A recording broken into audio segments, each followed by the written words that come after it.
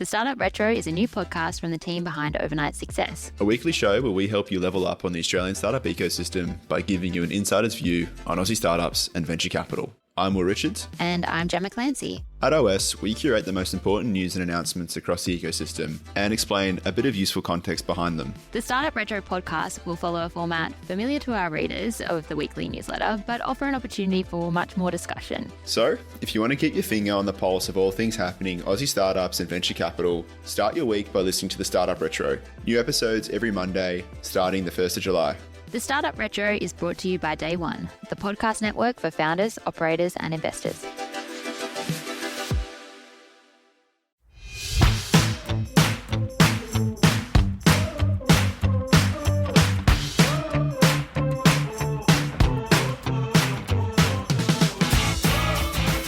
Welcome to Fintechfun. Fintechfun is a podcast where Australian fintechs come to share their stories.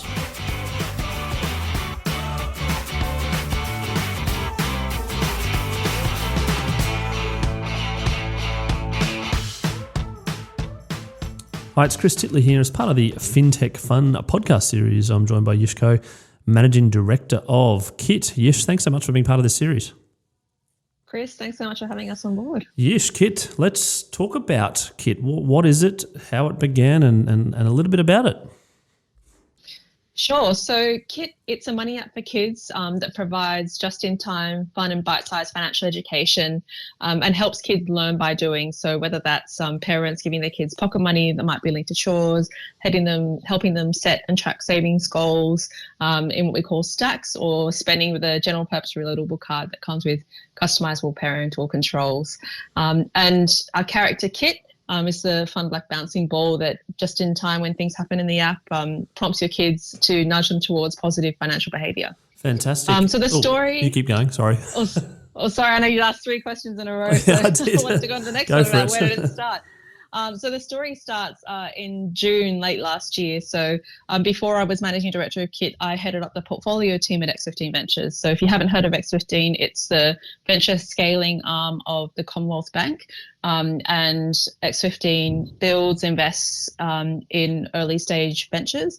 So in my role as head of portfolio, I was responsible for incubating new ventures. For example, Cheddar was one that I led. It's a Gen Z deals and offers platform, and also made investments and Different as an example, which is a property management platform that just recently won one of the top 25 startups, I think, from LinkedIn. I just saw today, which is super exciting. So as part of that role, I pitch sort of new ideas to the investment committee. Usually with incubations, it's about building something and then hiring in the team and having a full-time team who's really dedicated to running that business as they go. So I pitched the idea. We saw a gap in the market for helping parents teach kids about their money, particularly in a cashless world. We know that parents play the most important role when it comes to the money behavior and the mindsets that their kids have. Yet, when we did a study, 42% of the parents we gave the OECD financial literacy test to failed it. And there's also a huge taboo around money. And while school and financial education are really important, they focus a lot on financial literacy. But to kind of build sort of financially savvy kids, it's not just about what they learn at school. It's about how they learn by doing. And it's about how we support both kids and parents to do that. So that was really the story. I started off incubation in July. I thought it was really special because my career background, I started off life as a management consultant. So I worked at Bain & Company for 5 years, but then I spent a while in the not-profit sector. So good start early learning. So early learning centres when it was going from for-profit to for-purpose. And then disability services when the NDIS was about to be approved, so NDIS preparedness, and then a not-profit private health insurer before I came into X15. So I knew with this one there was a real opportunity to not just create a product that would really serve the needs of children and parents, but to do it in a way that takes financial capability really seriously. So we worked with EY, for example, to develop a financial capability framework that's informed how we build features to best make them resonate with kids and what they need to know, and that's informed some of the content that we've developed in the app. Very early days, we've got big ambitions in that space, but we wanted to do something that was really evidence-based and was measurable. So as part of, we're still in beta phase at the moment since our launch in May. We'll have an initial read on, well, what is the difference between a control group of people who are using Kit with their kids versus people that are not using any other solutions.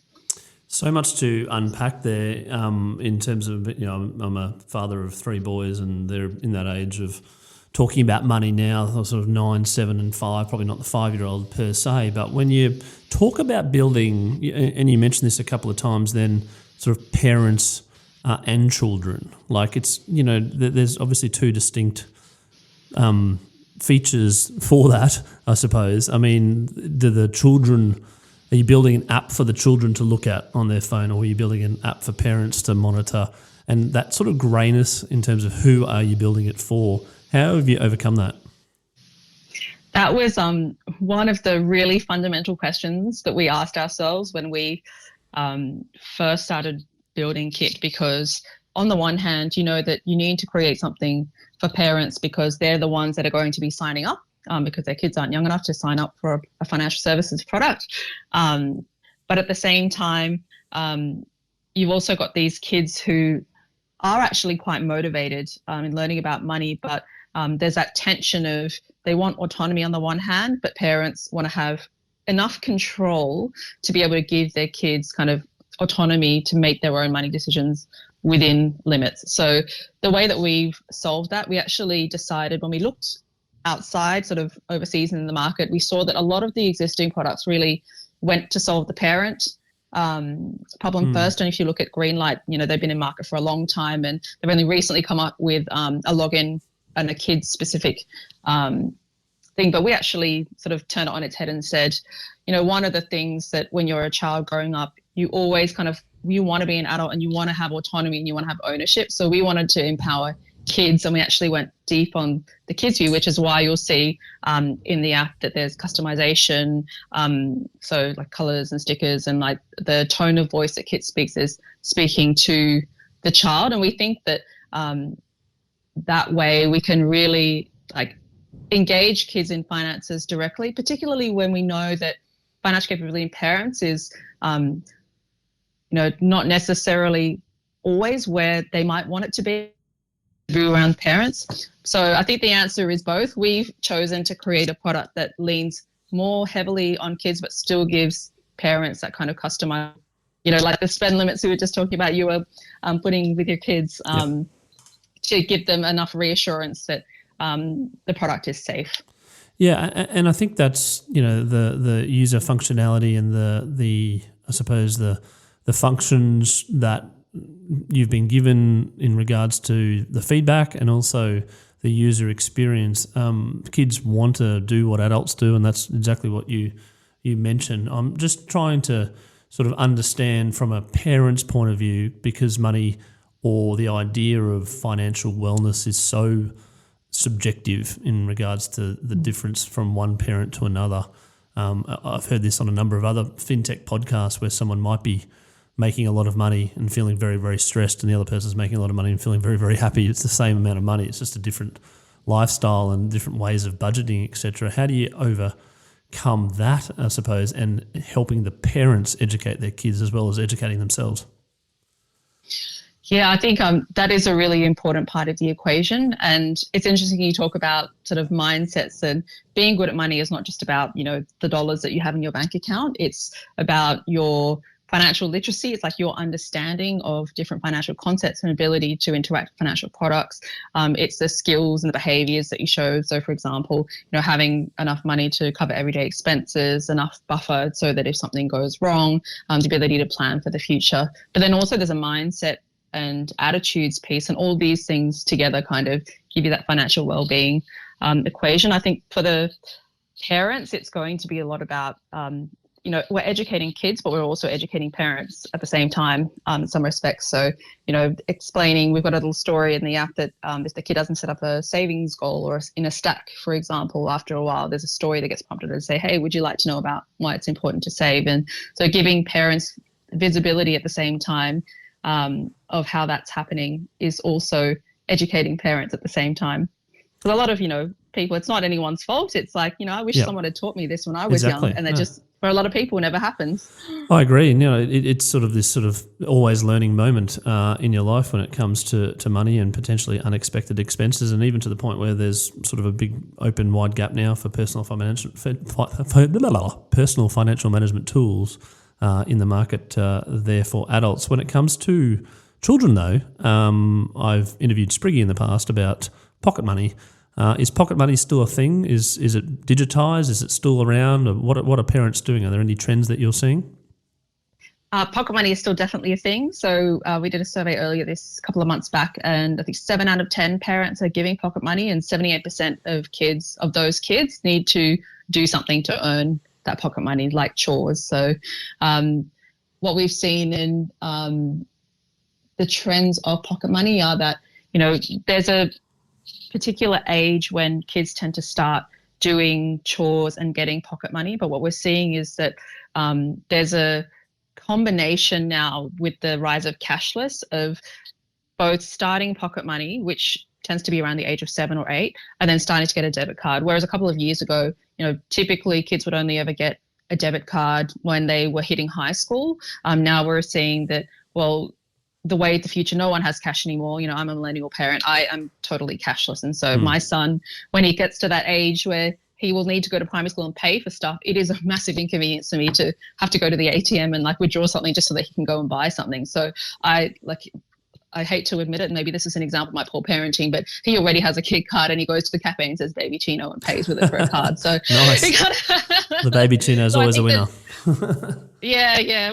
He's going to start having a concept of that it's not unlimited amount of money on that card very soon. But I think that's the trend. It's that, parents are starting to get used to the idea that younger and younger their kids are going to be getting pocket money in a cashless way and be spending it with a card.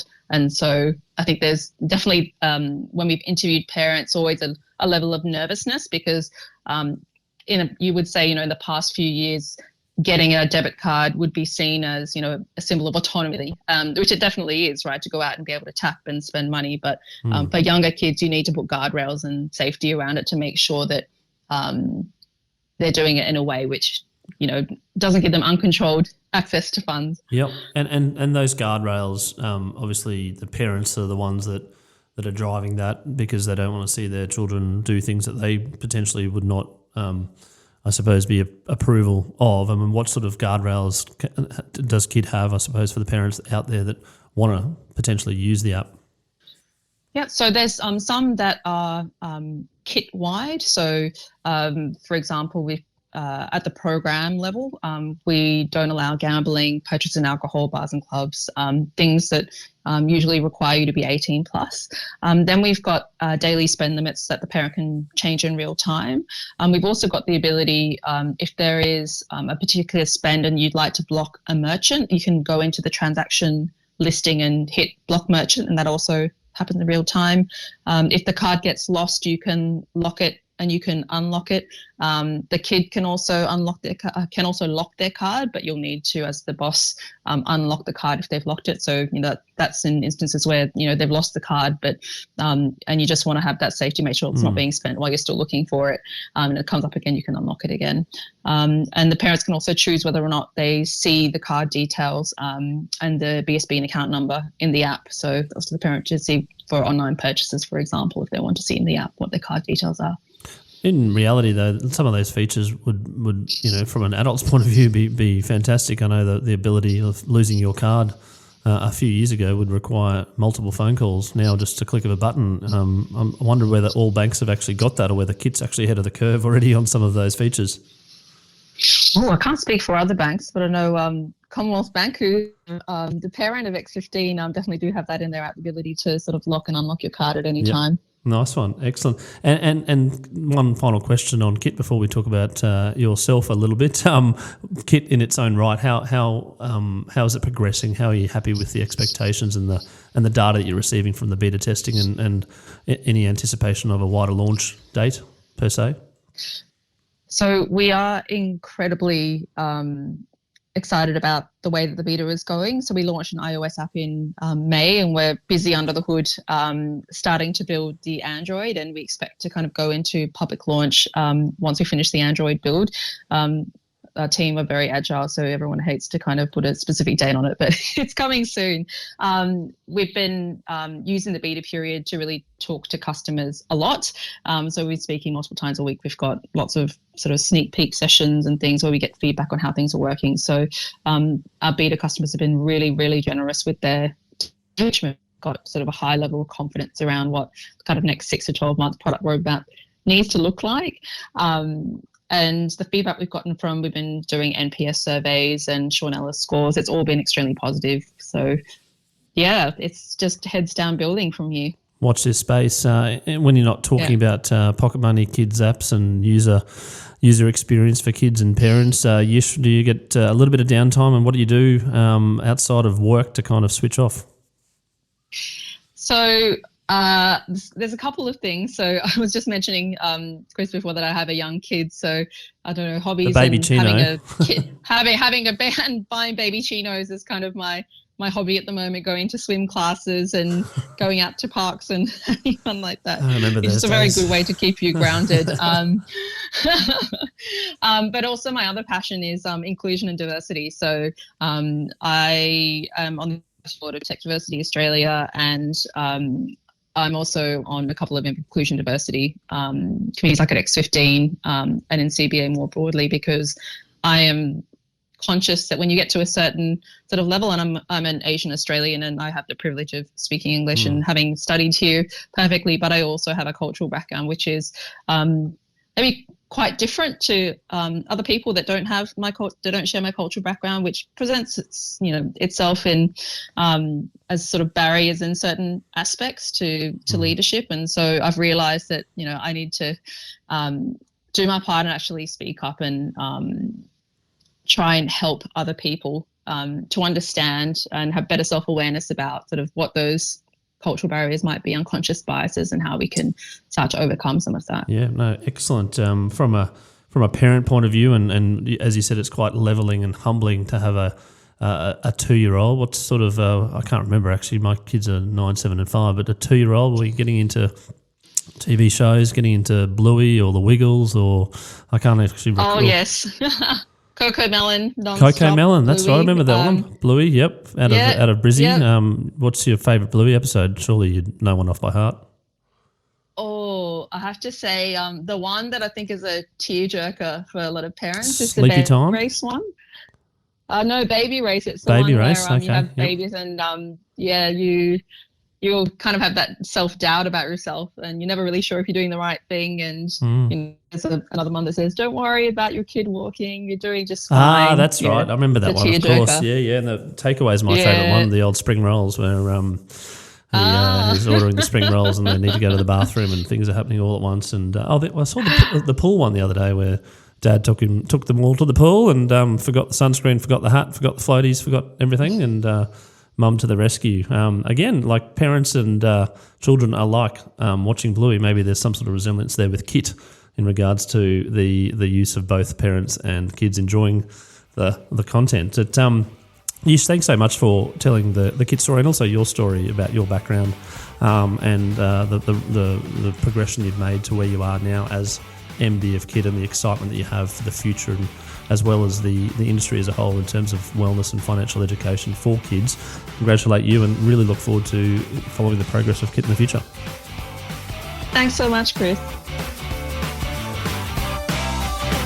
For more information on Sub 11, jump onto our LinkedIn or email me, chris@sub11.com.au. Thanks for listening.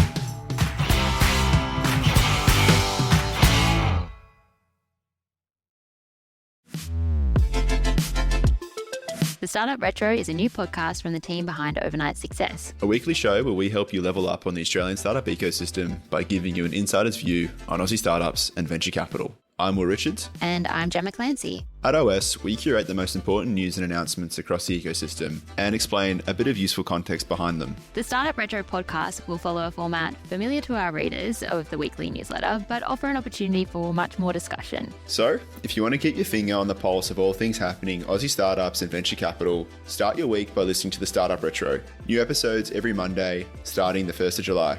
The Startup Retro is brought to you by Day One, the podcast network for founders, operators, and investors.